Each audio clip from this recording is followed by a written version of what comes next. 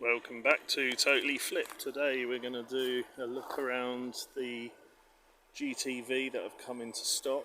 It's a nice looking car. It's in good nick. It had some discoloration on the front bonnet, which I've now polished up.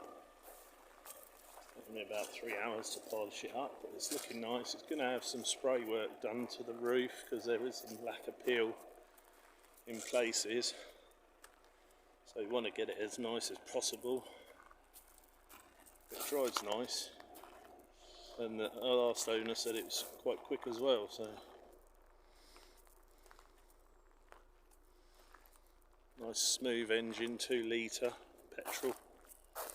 Nice wheels, and the interior is nice. Just got to give it a clean. But it's very Ferrari look. Pininfarina styling. That's why it looks so nice, I think. But nice leather throughout.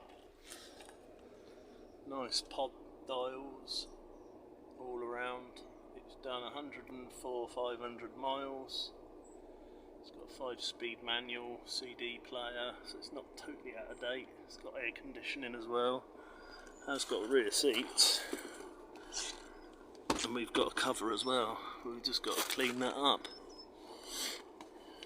It's a nice looking car. As I say, we're going to have some work done on it to make the lacquer peel and this roof come back up. So we're going to get that resprayed and the boot lid resprayed, as well as some of these little bits along the door, because they've chipped away. But it's 2004, so it's 18 years old, so it's not doing too badly. I think these are quite a nice looking car anyway. He's been a Alfa Romeo owner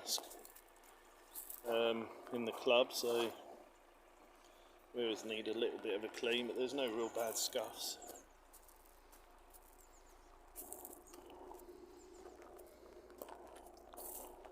So yeah, nice looking car, and even nicer to drive. So that's the 2 litre 2004 54 Alfa Romeo Gtv.